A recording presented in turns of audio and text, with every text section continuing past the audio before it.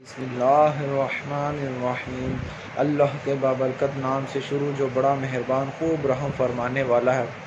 آج کل اکثر جگہوں پہ چاہے وہ اسکول ہو، کالج ہو، یونیورسٹی ہو، بلکہ یوں کہیے کہ ہر شعبہ زندگی میں اگر کوئی داڑھی والا نظر آتا ہے، کوئی سنتیں اپنانے والا نظر آتا ہے، سر پہ امامہ سجانے والا نظر آتا ہے، شلوار قمیض پہننے والا نظر آتا ہے، نمازی نظر آتا ہے، جو دوسروں کے ساتھ زیادہ فضول گوئی میں حصہ نہیں لیتا، دوسروں کے ساتھ جھگتوں میں، دوسروں کے ساتھ مذاق میں، گالی گلوچ میں، طرز زبانی میں حصہ نہیں لیتا، تو لوگ دنیا دار قسم کے لوگ اس کو بڑی حقیرانہ نظر سے دیکھیں گے، یوں سمجھیں گے یار یہ ہمارے ساتھ اٹھک بیٹھک نہیں رکھ رہا تو پتہ نہیں کوئی دقیانوسی دور کا شخص ہے، یہ کوئی بے وقوف ہے، اسے دنیا داری کا کیا پتہ، اسے کیا پتہ کیسے جھوٹ بول بول کے مال کمایا جاتا ہے، کیسے جگتوں کے ذریعے، جھوٹ کے ذریعے دوسروں کو ہنسایا جاتا ہے، کیسے ایک بھری محفل میں دوسروں کے سامنے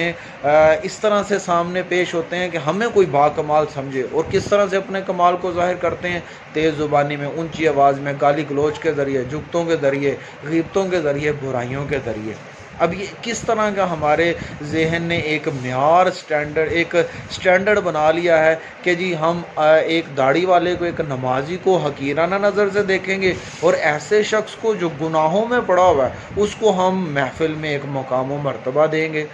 نبی علیہ الصلوۃ والسلام کا فرمان علی شان ہے کہ داڑھیاں بڑھاؤ، مونچھیں چھوٹی کرو، اور یہودیوں کی سی صورت مت بنو۔ لیکن ہماری نگاہ میں ذرا خود سوچئے، ایک داڑھی والے کا مقام و مرتبہ کیا ہے، اور ایک بغیر داڑھی والے جو کلین شیو ہے، صرف اس کی باتوں سے متاثر ہو کہ ہم داڑھی والے کو بعض اوقات حقیرانہ نظر سے دیکھتے ہیں۔ پھر جو جھوٹ بولتا ہے، جو دوسروں کی دل آزاری کے ذریعے، جو دوسروں کے برے نام رکھ کے ایک محفل میں دوسروں کی نظر میں پرومیننٹ ہوتا ہے، ہم سمجھتے ہیں یہ اس کو بولنا آتا ہے، اس کو مقام و مرتبہ بہت ہے۔ اور جو خاموش پسند ہے، جو غیبت میں، چغلی میں، دوسروں کی برائیوں میں، دوسروں کے مذاق اڑان میں جواب نہیں دیتا، اس محفل کا حصہ نہیں بنتا، ہم سمجھتے ہیں کہ اس کو کچھ پتہ نہیں ہے دنیا کا۔ حالانکہ یہ گناہ کے کام ہے، دوسروں کے برے نام رکھنا، جھوٹ کے ذریعے، دوسروں کی دل آزاری کے ذریعے مذاق کرنا، یہ گناہ والے کام ہے، اور گناہ تو جہنم میں لے جانے والے کام ہیں۔ اسی طرح سے اگر کوئی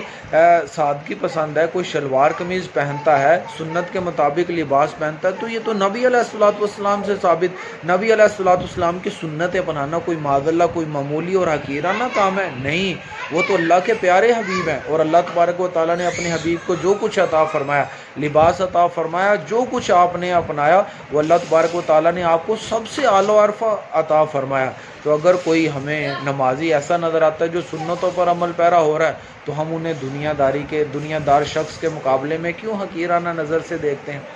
ہمیں تو سمجھنا چاہیے کہ عقل مند لوگ تو یہی ہیں، باکمال تو یہی ہیں۔ کیسے کہ آج کل کے دور، پرفتن دور میں اتنی تیز دنیا کہ گناہ کرنا بہت آسان ہو گیا، لیکن اس گناہ والی دنیا میں اتنی تیزی سے جہاں پر گناہ ہو رہے ہیں، چاہے وہ اسکول ہے، کالج، یونیورسٹی، کوئی بھی کاروباری جگہ، اتنا گناہ آسان، لیکن اس کے باوجود یہ داڑھی رکھ رہا ہے، یہ گناہ سے بچ رہا ہے، یہ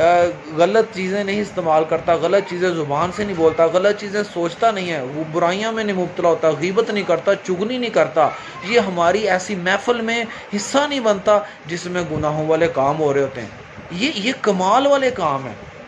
تو ذرا سوچئے، ہم دنیا داری کو، دنیا والوں کو کس نگاہ سے دیکھتے ہیں، اور ایک داڑھی والے کو، ایک نیک شخص کو، نمازی شخص کو، جو ہو سکتا ہے اللہ اور اس کے رسول کا بڑا پیارا بندہ ہو، جو متقی ہو، ہم اس کو کس نگاہ سے دیکھتے ہیں؟ میرا کام تو پہنچا دینا۔ وآخر دعوانا ان الحمد للہ رب العالمین۔